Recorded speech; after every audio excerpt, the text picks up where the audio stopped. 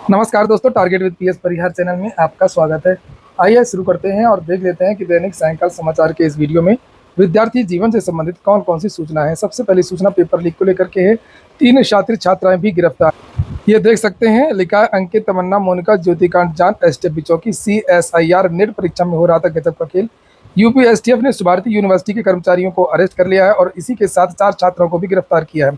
इन पर जो आरोप लगे हैं उसे जान आप भी कुछ देर के लिए हैरान रह जाएंगे। समाचार पत्रों के माध्यम से जानकारी दी गई है कि ये छात्राएं दूसरी छात्राओं की जगह परीक्षा देती थी। और ये देख सकते हैं, मेरठ की भारतीय यूनिवर्सिटी हमेशा किसी न किसी वजह से चर्चा में रहती है। इस बार ये यूनिवर्सिटी बड़ी वजह से चर्चा में आ गई है। दरअसल यूपी एसटीएफ ने भारतीय यूनिवर्सिटी के कर्मचारियों को अरेस्ट कर लिया है। इसी के साथ 4 छात्राओं को भी गिरफ्तार किया है। इन पर जो आरोप लगे हैं उन्हें जान करके आप हैरान रह जाएंगे। पेपर लीक, मुन्ना भाई और भर्तियों में भ्रष्टाचार, आजकल छात्राओं की भी खूब चर्चाएं हैं। भले ही गिरफ्तारियां कम होती हैं, इनकी जांच कम होती है या फोटो का जो मिलान होता है वो अच्छी तरीके से नहीं होता है, क्योंकि ज़्यादातर लोगों को ये मानना रहता है कि छात्राएं दूसरी की जगह परीक्षा नहीं देती हैं, जबकि यह पूरी तरीके से गलत है। और ऐसी बहुत सारी चर्चाएं हैं कि छात्राएं बहुत ज़्यादा दूसरी छात्राओं की जगह परीक्षा देती हैं। एग्जामिनर और अन्य अधिकारी वगैरह हैं, वो अमूमन ऐसा नहीं मानते हैं कि लड़कियां ऐसा कर सकती हैं और इनकी जांच कम होती है। कभी कभार जब किसी ने बता दिया, गुप्त सूत्रों के हवाले से जानकारी दे दी गई अधिकारियों के पास, तब ये पकड़ी जाती हैं। तो यहाँ पर देखिए लिखा हुआ है कि आपको बता दें कि एनटीए यानी नेशनल टेस्टिंग एजेंसी ने 1 जून से सीएसआईआर यूजीसी नेट परीक्षा के आवेदन मांगे थे। इस परीक्षा का एग्जाम 25, 26, 27 जून के दिन होना था। इस बीच नीट परीक्षा को लेकर विवाद हो गया, परीक्षा रद्द हो गई थी। ये तो होना था जून में, जब नीट वाला मामला हाईलाइट हुआ था, तब इस परीक्षा को रद्द किया था।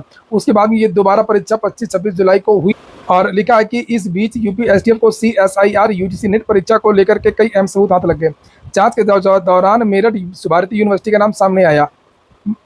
जानकारी मिली है कि भारतीय यूनिवर्सिटी के कुछ कर्मचारी परीक्षा में सेंधमारी करते हैं। सभी लोग जानते हैं ज़्यादातर कि किस शहर में कौन कौन सा जो विद्यालय है वो ये काम करते हैं। और पुलिस आजकल चौकन्ना है। एसटीएफ ने आजकल काम बहुत तेज़ी से आगे बढ़ा दिया। यही कारण है कि अब बहुत जल्दी लोग पकड़े जा रहे हैं। हालांकि अभी ज़्यादातर परीक्षाएं शुरू नहीं हुई हैं, अभी शुरू होने वाली हैं, जिससे पुलिस की और अन्य भर्तियाँ, तो उसमें भी देखेंगे। नीचे यहाँ पर लिखा है कि कुछ अभ्यर्थी भी इसमें शामिल हैं। इसके बाद यूपी एसटीएफ अलर्ट हो गई और मामले की गहनता से जाँच करने लगी। नीचे लिखा है कि जांच के दौरान जब एसटीएफ ने यूनिवर्सिटी में सर्च अभियान चलाया तो एसटीएफ ने 7 लोगों को गिरफ्तार किया। इनमें से 4 छात्राएं भी थी। सामने आया कि ये सभी अभ्यर्थियों से मोटी रकम लेकर के इस परीक्षा में ऑनलाइन सेंधमारी करके ये परीक्षा पास करवाते थे। काम कैसे करते थे उसके बारे में जानकारी दी है। लिखा, मिली जानकारी के मुताबिक ये सभी रिमोट एक्सेस के जरिए ऑनलाइन परीक्षा में कंप्यूटर सिस्टम को पहले हैक करते थे और फिर सेंधमारी करके छात्र को परीक्षा पास करवा देते थे। किसी को पता ही नहीं चलता था कि यहाँ भी सेंधमारी हो गई। और ऑनलाइन में तो हमेशा से यही होता है, किसी को भी नहीं पता चलता है, केवल उसको पता चलता है जिसकी परीक्षा होती है और जो पास करवाता है। 2 लोगों के बीच की बात होती है। जैसे व्हाट्सएप में जो मैसेज है, जो भेजता है उसको पता चलता है और जो पढ़ता है उसको पता चलता है। और नीचे लिखा है कि बता दें कि एसटीएफ ने इस मामले में अंकित, तमन्ना, मोनिका और ज्योति को गिरफ्तार कर लिया है। तो वहीं पर भारतीय यूनिवर्सिटी का IT manager Arun Sharma, computer lab assistant Vineet Kumar और एनएसईआईटी का सर्वर ऑपरेटर, ये जो एनएसईआईटी है, अगर आपको याद आ रहा हो तो आप लोग कमेंट बॉक्स में बताएं ये कौन सी एजेंसी है। ये बहुत ज़्यादा चर्चा में आई थी आज से 2 साल पहले। बहुत ज़्यादा विवादित एजेंसी है।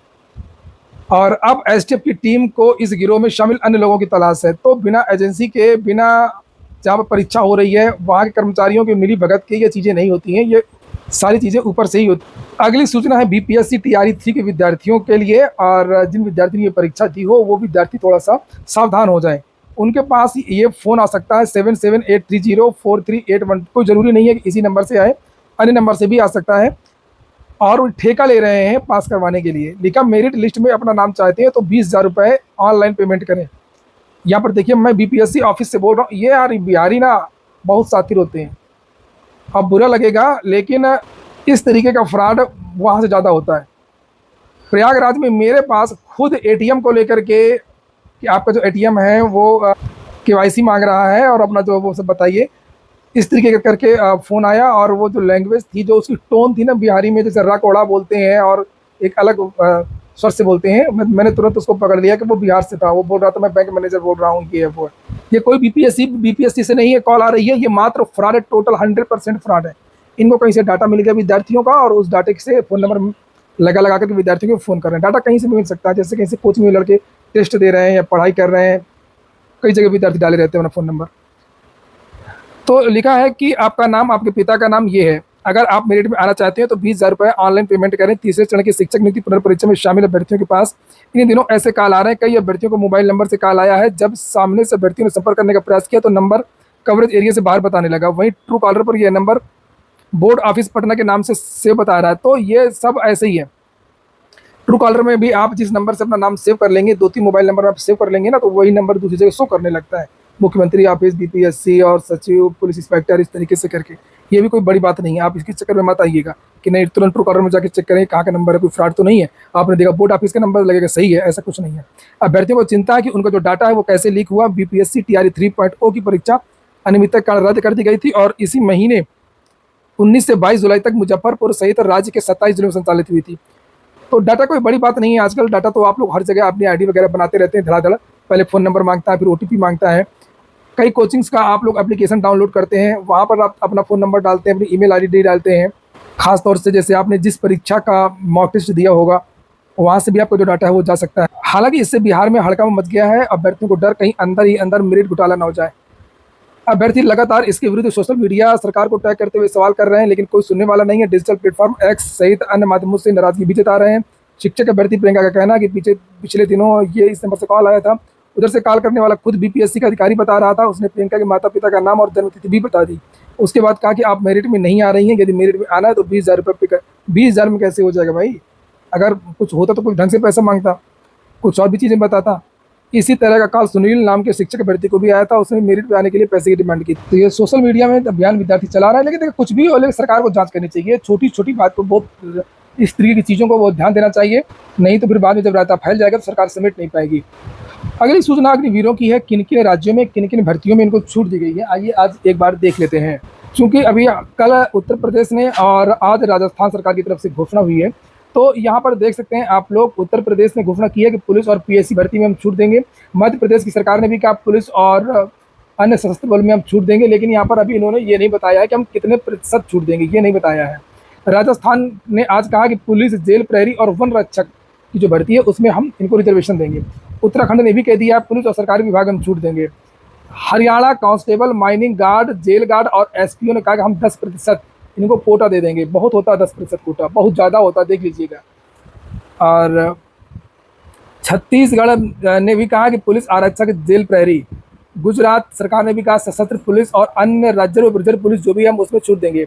अरुणाचल ने कहा है पुलिस, एपी बटालियन और अग्निशमन सेवा, असम पुलिस, उड़ीसा वर्दीधारी सेवाएं जितनी भी हैं। तो कहीं ऐसा ना हो कि लोग सीधे पहले अग्निवीर के द्वारा भर्ती में जाने की कोशिश करें। पहले अग्निवीर कर लेते हैं, अग्निवीर में एडमिशन अगर आराम से हो जाता है तो फिर आसानी से जो वर्दी वाली जो जितनी भी वर्दी हैं उनको कोटा हो जाएगा, तो उसमें आसानी से जॉब मिल जाएगी। खास तौर से पहले बैच के जो लोग हैं उनको जल्दी मिलेगी, क्योंकि तब संख्या कम रहेगी। बाद में धीरे धीरे बहुत सारे लोग आ जाएंगे तो हो सकता है कि उतना फ़ायदा ना मिले, जैसे शुरू में ईडब्ल्यूएस के जो विद्यार्थियों को बहुत फ़ायदा मिला है। और नीचे यहाँ पर लिखा है कि गोवा पुलिस, अग्निशमन सेवा और वन सेवा, केंद्रीय बलों में भी छूट दी गई है। जैसे बीएसएफ ने कहा है कि हम आयु में 5 साल की छूट देंगे, 10% रिजर्वेशन देंगे, और दूसरे बैच को 3 साल, पहले बैच को 5 साल। सीआईएसएफ ने भी छूट देने की बात की, आरपीएफ ने भी की है, SSB, CRPF, CAPF, Assam rifles यानी जो एसएससी-जीडी की वैकेंसीज होती हैं उनमें छूट मिलेगी। अगली सूचना है उत्तर प्रदेश के घमासान की। लगातार मीटिंग्स का दौर जारी है, कभी प्रयागराज में, कभी लखनऊ में, तो कभी दिल्ली में। कारण गिनाए जा रहे हैं, विधायक कारण बता रहे हैं, पार्टी बता रही है, पत्रकार बता रहे हैं कि क्यों हार गए, टीवी चैनल से बता रहा है कि अफसर रुआब दिखाते हैं। बाबा अच्छे हैं लेकिन अफसर नहीं सुनते हैं। ये कुछ विधायक हैं जिन्होंने कहा है, हर्ष वाजपेयी, नीरज वोरा, अनिल सिंह मुन्ना। कुछ लोग कहते हैं कि सही टिकट वितरण नहीं किया गया, कुछ नहीं है, लेकिन जो मुख्य कारण है वो है रोजगार और बेरोजगारी, सरकारी नौकरियों की लेट लतीफ़ी, भर्तियों की उपेक्षा। हालांकि हाँ, कुछ कारण है ये अफसर थोड़ा सा, क्योंकि जो अफसर हैं विभिन्न आयोगों के, भर्ती बोर्डों, उनका भी योगदान है। लेकिन सबसे बड़ी चीज़ है कि उत्तर प्रदेश के जो मुख्यमंत्री हैं योगी आदित्यनाथ, सरकारी नौकरियों में इन्होंने भर्तियों की जो है वो उपेक्षा की है, उतना ध्यान नहीं दिया है जिस तरीके से ध्यान देना चाहिए। जैसे प्राथमिक शिक्षक भर्ती है, आप न निकालिए 70,000, 45,000, 10,000 हर साल निकालिए तो विद्यार्थी जो उदासीन नहीं होंगे, डिप्रेशन में नहीं जाएंगे। बहुत सारी भर्तियाँ पुरानी हैं, पेंडिंग है, हाईकोर्ट में मामले लंबित हैं, समकक्षता को लेकर के मामले लंबित हैं, या नियमावली के नाम पर भर्तियाँ रुकी हुई हैं। और जैसे शिक्षा सेवा चयन आयोग का ही मामला देख लीजिए, टीजीटी पीजीटी का है, कई सालों का हो गया, अभी तक वो कंप्लीट नहीं हुआ। एरिड जूनियर भर्ती भी कंप्लीट नहीं हुई। 6800 आरक्षण वाला जो मामला है वो अभी तक समाप्त नहीं हुआ है। लोक सेवा आयोग की बहुत सारी भर्तियां रुकी हुई हैं, जिनके अध्याचन भी आ चुके हैं। अध्याचन आते हैं, वापस कर दिए जाते हैं, फिर आते हैं, फिर वापस कर दिए जाते हैं। और भले ही टीवी चैनल वाले ये सब चीज़ें न दिखाते हों, लेकिन ये बहुत बड़ी संख्या है।